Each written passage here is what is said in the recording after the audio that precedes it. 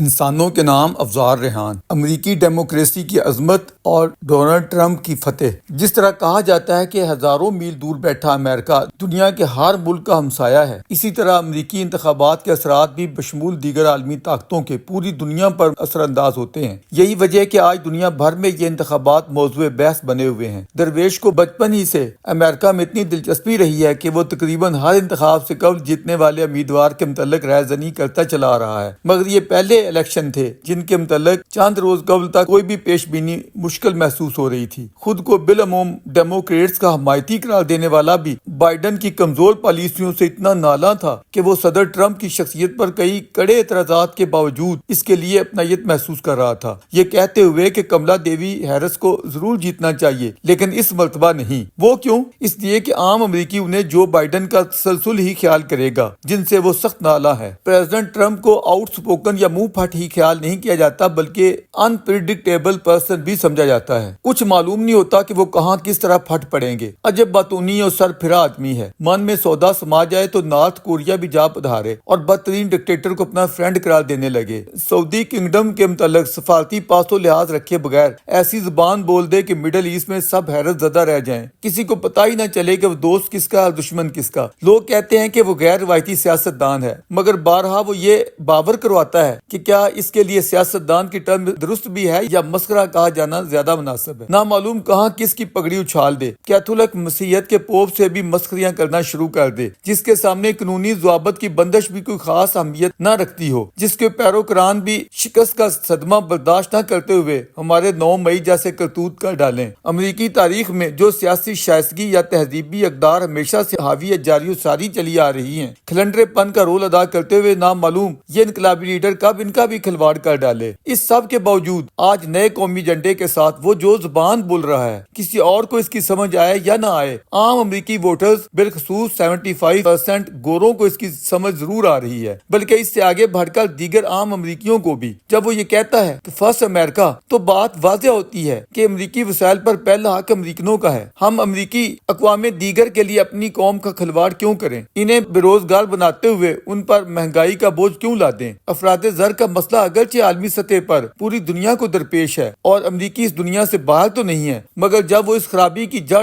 Regional conflicts کی بنیاد پر لڑی جانے والی جنگوں میں امریکی سرمایہ کا بے دریغ استعمال بیان کرتا ہے تو عام امریکیوں کو یہ بات بھلی محسوس ہوتی ہے۔ جنگیں چاہے کتنی ہی ناگزیر کیوں نہ ہوں، مگر ربع 21ویں صدی گزار کر بھی وہ کون ہے جو جنگوں کی وکالت کر سکے؟ ہر باشعور انسان کو امن کی باتیں بھلی لگتی ہیں اور وہ جنگوں کا خاتمہ چاہتا ہے۔ امریکیوں کو یہ بات کیوں پسند نہیں آئے گی کہ ہم لوگ آخر کیوں اپنے 171 ارب ڈالر یوکرین کی جنگ میں جھونک دیں اور اتنے ہی اپنے یورپی اتحادیوں کے بھسم کروا دیں، اس لیے کہ ہمارا حریف روس اس میں پھنسا رہے یا اس کے وسائل اس میں ضائع ہو جائیں، مگر کس قیمت پر؟ شریک کی آنکھیں پھوڑنے کے لیے اپنی آنکھوں کو نقصان کیوں پہنچایا جائے؟ یوکرین کی قومی یا علاقائی خود مختاری جو بھی ہے، ابھی کل کی بات ہے جب یہ سوویت یونین کا حصہ تھا، وہ کلی برداشت تھا، تو اب یہ جزوی طور پر کیوں ناقابل برداشت ہے؟ مگر اس اپروچ سے امریکہ کا عالمی امیج کس قدر متاثر ہوگا، یہ ایک الگ ڈیبیٹیبل ایشو ہے۔ عام امریکیوں کو یہ بات بھی بھلی لگتی ہے کہ ایسی جنگوں کی پاداش میں جتنی مظلوم آبادی کے لیے ہم اپنے دروازے کھولتے ہیں، وہ اپنے ساتھ ہمارے لیے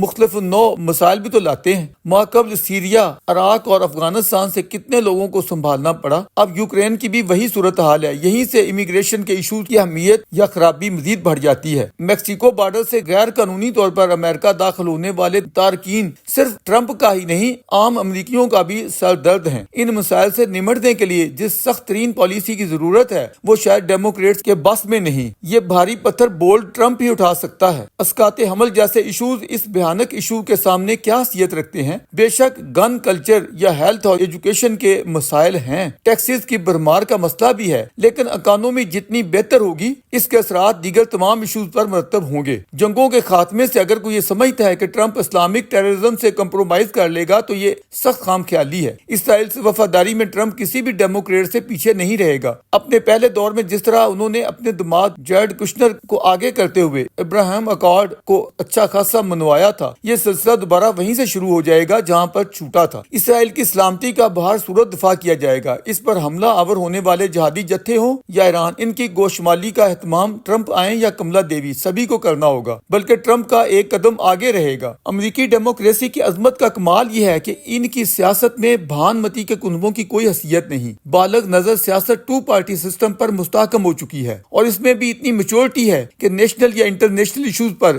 101 اختلافات یا باہمی سیاسی مسابقت کے باوجود اپنے پرماننٹ نیشنل انٹرسٹ سے کسی صورت باہر نہیں جاتے. لہذا کملا دیوی جیتے یا ڈونلڈ ٹرمپ، پاکستان کے متعلق ان کی سوچ یا پالیسی میں کوئی فرق نہیں پڑے گا. ہمارے جو لوگ اس نوع کا پروپیگنڈا کر رہے ہیں کہ ٹرمپ جیت گئے تو وہ ڈیپ اسٹیٹ پر پریشر ڈالتے ہوئے اپنے جیسے ہمارے کھلاڑی کو جیل سے نکلوا کر اقتدار کے سنگھاسن پر بٹھا دیں گے، یہ صرف پروپیگنڈا یا نادانوں کی بھول ہے. پریزیڈنٹ ٹرمپ نے اگر کسی نوع کا پریشر ڈالنا ہوا تو وہ کھلاڑی سے بڑھ کر شکیل افریدی کے لیے کیوں نہیں ڈالیں گے، جنہوں نے دہشت کے خلاف نہ صرف امریکہ بلکہ انسانی برادری کی خدمت کی ہے. یہاں دلچسپ امر یہ بھی ہے کہ نہ صرف پاکستان اور بنگلہ دیش بلکہ دنیا کی سب سے بڑی جمہوریت انڈیا میں بھی ٹرمپ کی متوقع جیت کو امید بھری نظروں سے دیکھا جا رہا ہے. حالانکہ ان کے بالمقابل کملا دیوی ایک بھارتی نیاد ہندو ہیں جنہیں کیرالا سے انڈیا کی بیٹی قرار دیا جاتا ہے، لیکن ڈیموکریٹس بالخصوص بائیڈن کی کینیڈا نواز پالیسی سے نالاں بھارتی ٹرمپ کی جیت کو مودی کی جیت ظاہر کریں گے.